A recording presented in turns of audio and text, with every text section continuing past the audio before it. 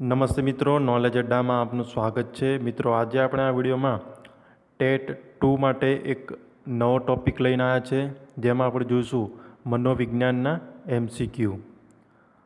તો મિત્રો, હું આશા રાખું છું કે આ વિડીયો તમે છેક સુધી જોશો. આ વિડીયોને શેર અને લાઈક પણ કરશો.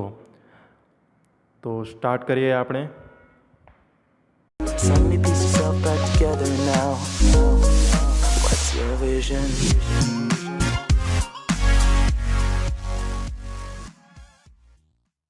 તો એમાં પહેલો સવાલ છે, માનવના શરીર, મન, આત્મામાં જે કંઈ શ્રેષ્ઠ છે તે બહાર લાવવાનું છે તે શિક્ષણ. આ વ્યાખ્યા કોણે આપી? તો એમાં પહેલો ઓપ્શન છે ઉપનિષદ, સ્વામી વિવેકાનંદ, રૂસો કે પછી ગાંધીજી. તો સાચો જવાબ આવશે ગાંધીજી. ત્યારબાદ બીજું જોઈએ તો મહાત્મા ગાંધીએ શિક્ષણ જગતને આપેલી આખરી ભેટ કઈ છે? તો બુનિયાદી શિક્ષણ, વર્ધિત શિક્ષણ, અસત્ય અને અહિંસા કે પછી આ પૈકી કોઈ નહીં. તો સાચો જવાબ આવશે બુનિયાદી શિક્ષણ. ત્યારબાદ જોઈએ તો બુદ્ધિવાદી શિક્ષણની નૂતન વિચાર કોણે આપ્યો હતો? વિનોબાજી, ગાંધીજી, રવિશંકર કે પછી ડૉક્ટર DS કોઠારી. તો સાચો જવાબ આવશે ગાંધીજીએ. ત્યારબાદ બીજું છે, અધ્યયનને મનોવિજ્ઞાન સાથે જોડવાનું શ્રેય કોણે ફાળે જાય છે? તો પેસ્ટોલોજી, રૂસો, એરિસ્ટોટલ કે પછી પ્લેટો. તો સાચો જવાબ આવશે પેસ્ટોલોજી. ત્યારબાદ બીજું જોઈએ તો ભારતીય કેળવણી વિષયક કોઠારી પંચ કઈ સાલમાં હતું? 1965થી 68 કે 68માં, 1967 કે 69માં, 1964-66માં કે પછી આમાંથી કોઈ નહીં. તો સાચો જવાબ આવશે 1964-66માં. ત્યારબાદ જોઈએ તો ઘંટડી વાગવી અને કૂતરાની લાળ ઝરવી એ કયા પ્રકારનો પ્રતિચાર છે? પુનઃ અભિસંધાન, અભિસંધિત પ્રતિચાર, નિર્ભિસંધાન કે પછી આમાંથી કોઈ નહીં. તો સાચો જવાબ આવશે અભિસંધિત પ્રતિચાર. ત્યારબાદ જોઈએ તો ઇવાન પાવલો આપેલ શાસ્ત્રીય અભિસંધાન કયા પ્રકારનો સિદ્ધાંત છે? પેટ્રિક મેથડ, રિસ્પોન્સ કે સ્ટિમ્યુલસ. તો સાચો જવાબ આવશે સ્ટિમ્યુલસ.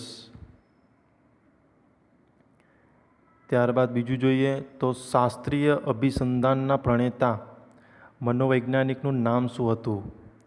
તો ઇવાન પેટ્રોવિચ પાવલો,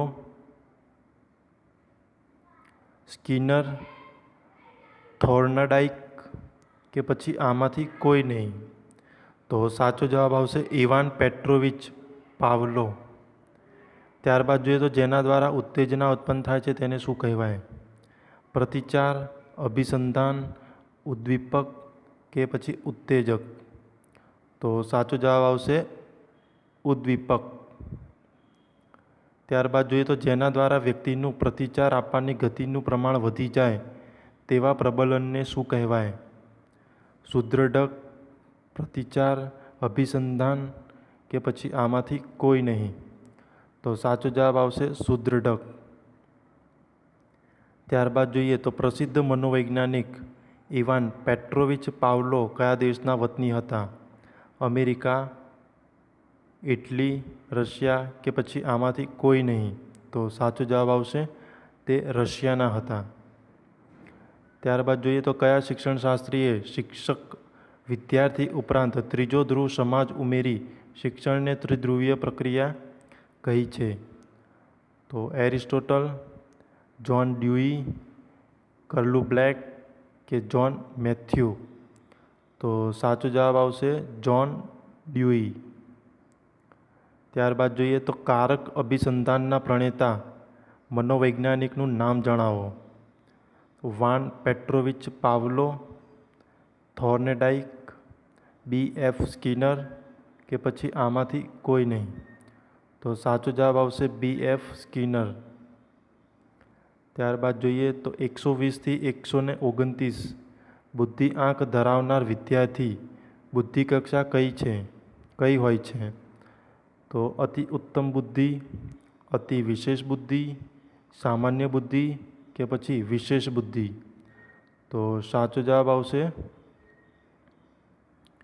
વિશેષ બુદ્ધિ. ત્યારબાદ જોઈએ તો કારક અભિસંધાન સ્કિનરે કઈ વસ્તુ પર ભાર મૂક્યો? ઉદ્દીપક, અભિસંધાન, પ્રતિચાર કે પછી આમાંથી કોઈ નહીં? તો સાચો જવાબ આવશે પ્રતિચાર. ત્યારબાદ જોઈએ તો ઉપનિષદ પરંપરામાં કઈ પદ્ધતિ પર વધુ ભાર મૂકવામાં આવતો હતો? અધ્યાપન, રસ નિરૂપણ, કળા કે પછી અધ્યયન? તો સાચો જવાબ આવશે અધ્યયન. ત્યારબાદ જોઈએ તો બુદ્ધિમાપન કાર્ય પ્રારંભ કયા મનોવૈજ્ઞાનિકે કર્યો? તો એમાં પહેલું છે ડૉક્ટર જેમ્સ કુક અને ફ્રોઇડે, ડૉક્ટર આલ્ફ્રેડ બિન ફ્રોઇડે, ડૉક્ટર આલ્ફ્રેડ બિન સાયમને કે પછી આમાંથી કોઈ નહીં? તો સાચો જવાબ આવશે ડૉક્ટર આલ્ફ્રેડ બિન અને સાયમને. મિત્રો, આ વિડીયો જો તમને પસંદ આવ્યો હોય તો આ વિડીયોને શેર અને લાઈક જરૂર કરશો. મિત્રો, આ વિડીયો જોવા બદલ આપનો આભાર.